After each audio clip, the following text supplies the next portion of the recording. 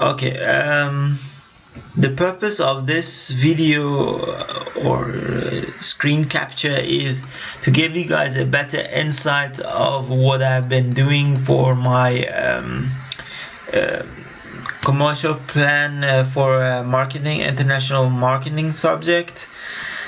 International marketing course, apologies.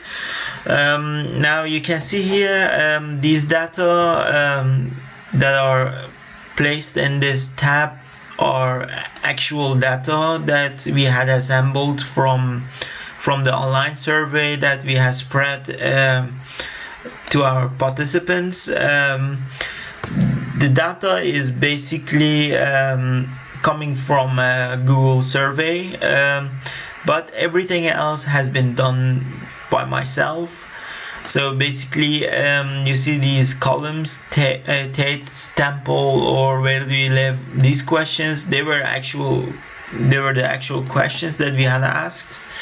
Now I want to keep it short. I don't want to go into too much details, but also want to give you guys a better view while I'm giving you guys this presentation. Now the next tab after the data is the summary.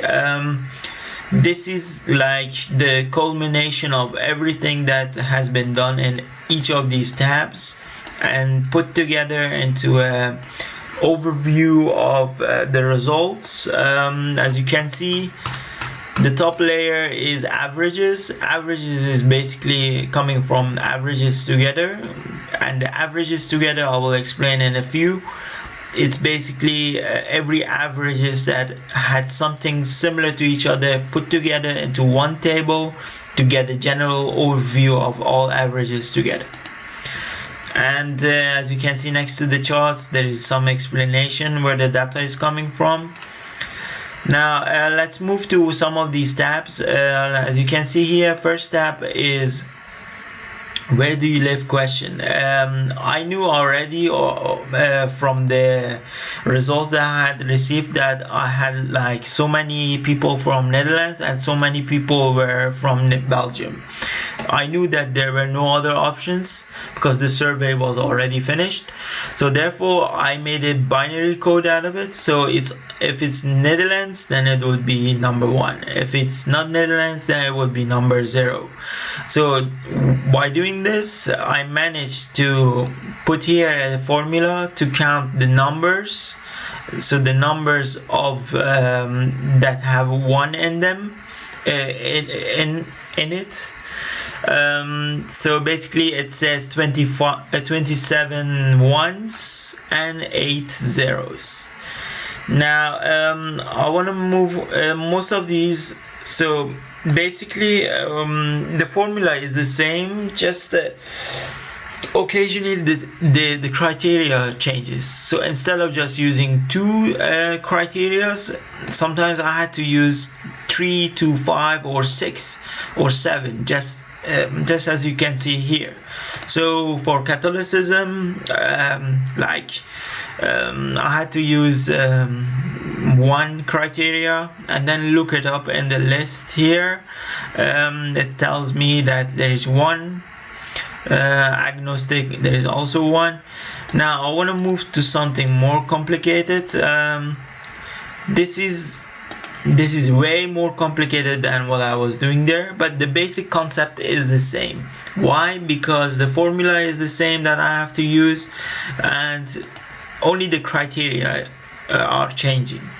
Now you can see here, this is a list of criteria, a list of the similarities between the answers that were provided in this list. Now first what I want to tell you guys is why I colored these. I colored them in order to get a better overview for myself, because first of all, when I tried using a function, I had tried to incorporate 8 different F functions in order to get matches between these and these, and it was just not possible.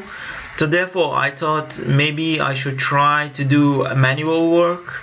So I gave this number 1, and then I did control Control F in order to search for the similarity. So I copied the text here, and then I put it there. So I'm gonna show you guys how I did it.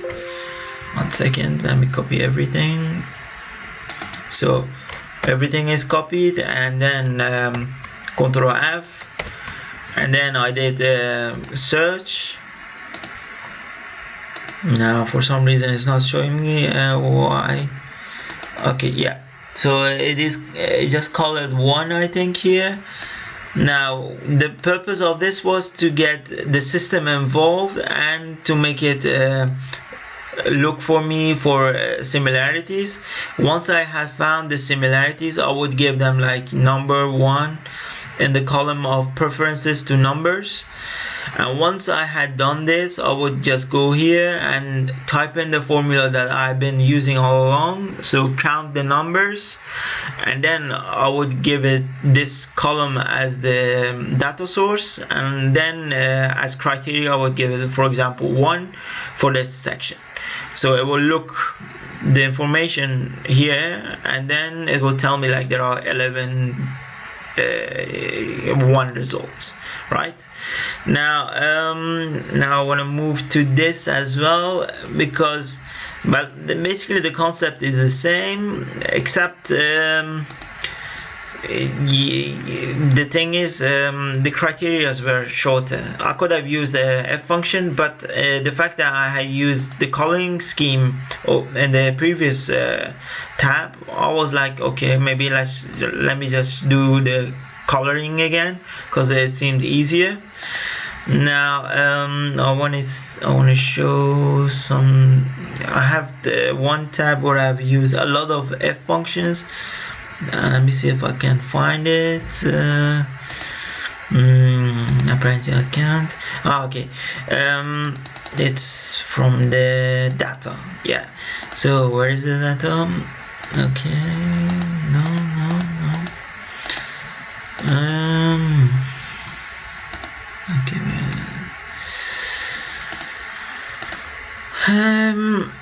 Okay, maybe I should explain this as well. So before I started using the other tabs, or before I started assembling the other tabs, I first made sure that I knew what kind of data that I had received in my data tab. Now for example, we talked about the country. The country is binary, so it's either yes or no, or it's Belgium or Netherlands, so 1 or 0. This is also binary. It means ordinal, so you can say that it's binary as well, even though you have 3 options. So it's no longer binary, but you can say that you have 3 options, 1 and 2 and 3. Here I had like 7 options. Well, let me see, let me move this a little bit. Okay, I had here also like these are options. On basis of these, I have managed to put every data into shape in these tabs. Now for some reason I cannot find my F function. I don't know. I had used a really big F function. I was quite proud of it, but for some reason I can't find it. But it's not necessary, I think. But I think you guys get the general view now about what I have been doing here.